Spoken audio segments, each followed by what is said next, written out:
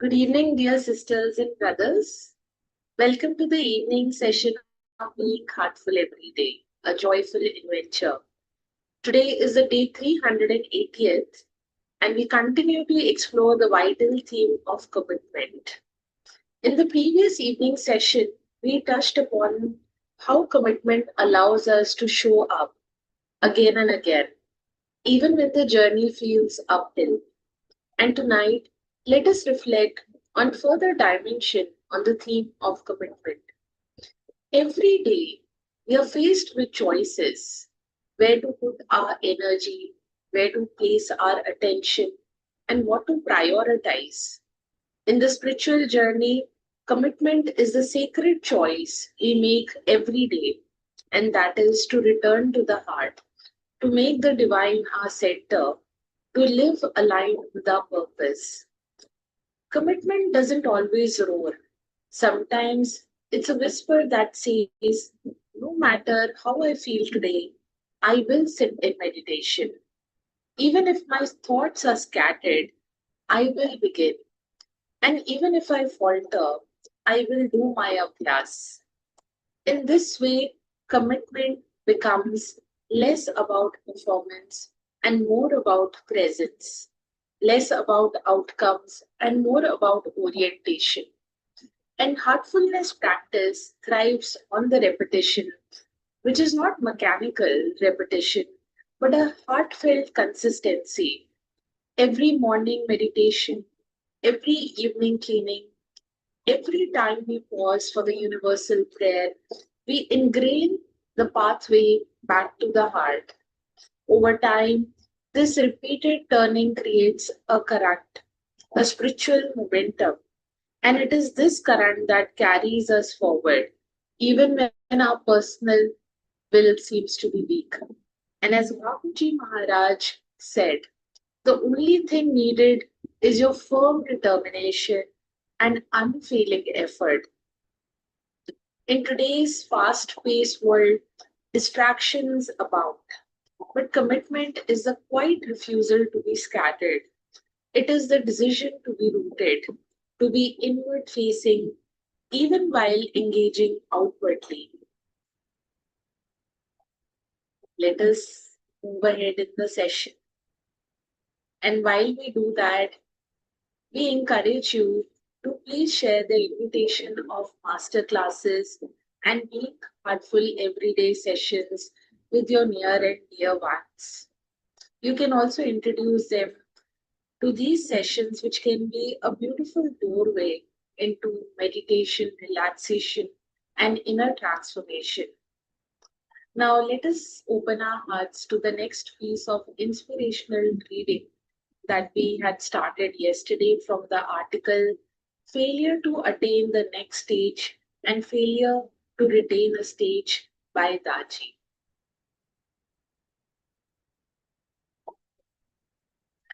Some days or week when you are practicing, the mind will be calm and easily concentrated, and you will find yourself progressing fast. All of a sudden, the progress will stop one day, and you will find yourself, as it were, stranded. Persevere. All progress proceeds by rise and fall. Swami Vivekananda. But there is a trap in this cycle. Gently, we like the blissful high periods and assume they mean progress, while we associate the stages of restlessness and nothingness in this sequence with a lack of progress or even a regression. We become disheartened without understanding the bigger picture. Attachment to bliss can be a big hindrance for us. When we feel so blissful, we want to live in that state forever. And the idea of moving away from bliss often creates resistance. There is the possibility of infinite expansion at each chakra, but it is horizontal expansion. It is better to move even 1 inch into a higher dimension than expand infinitely at a lower level. That's why it requires an effort, even to move 1 inch. But most of us fail to understand the significance of that little effort in moving further. Anything that annoys us in another person is what we need to work upon in ourselves. Without a noble character, spiritual progress is of no use. Swami Vivekananda describes it thus: some days or weeks, when you're practicing, the mind will be calm and easily concentrated, and you will find yourself progressing fast. All of a sudden, the progress will stop one day, and you will find yourself, as it were, stranded, persevered. All progress proceeds by rise and fall. So, courage and faith are required to avoid losing hope and focus in this process. If we keep starting and stopping, nothing is possible because our neural pathways need the automatism of regular practice to become so well established that our new level of consciousness becomes habitual, automatic, and subconscious. Why is there such a need? It is so that our mind is freed up to learn new things at a conscious level. Unless and until this habitual nature is established, any activity remains conscious and incomplete. Once it becomes subconscious, we have fully imbibed and become one with any spiritual stage. That is why it helps so much to have one goal and to keep reminding ourselves that we need to reach that goal, even if the journey is difficult at times. But perhaps the biggest reasons we are victims of alabdha bhumikatva and anavashthitatvani is our inability to change our character and behavior. As a result, we don't retain a spiritual level, even if a capable master takes us there. Often we are not even cognizant of the character traits that pulls us backwards. And even when we are, we may think that we have changed. But then a stressful situation takes us back into old habits again. This is such a common problem that nature, in her generosity, has given us each other as mirrors. We see this in every day. Anything that annoys us in another person is what we need to work upon in ourselves. Without a noble character, spiritual progress is of no use. Swami Vivekananda has described it beautifully. Stages do nothing at the time of death. Moderation is required, and that is lacking everywhere. Spirituality alone can do nothing. It must go side by side with morality. Yes, sisters and brothers, let's take a pause here and let us absorb the insights with sincerity of a seeker, and the humility of one who's being shaped from within. And let us get ready to offer the universal prayer. All brothers and sisters are being filled with love and devotion, and real faith is growing stronger in them. सभी भाई बहन प्रेम और भक्ति से भर रही है और उनमें सच्ची श्रद्धा दृढ़ होती जा रही है.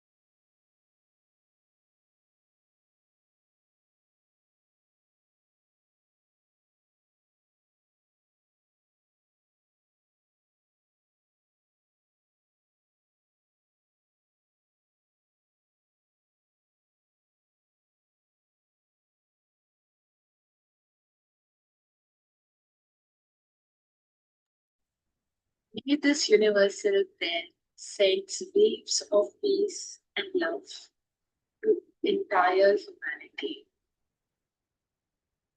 And as you prepare for rest, offer your bedtime prayer and the reflections for the day. And let your last thoughts be of your inner journey in quiet recommitment, an offering of love, humility, and the hope of inner transformation. Dear sisters and brothers, thank you for your presence tonight in the session. And as we continue this week, may we all remember that commitment is not a burden, it is a privilege. To be interested in the path of light is grace, and to walk it with constancy is love in action. And we look forward to seeing you tomorrow for the morning session at 6 a.m.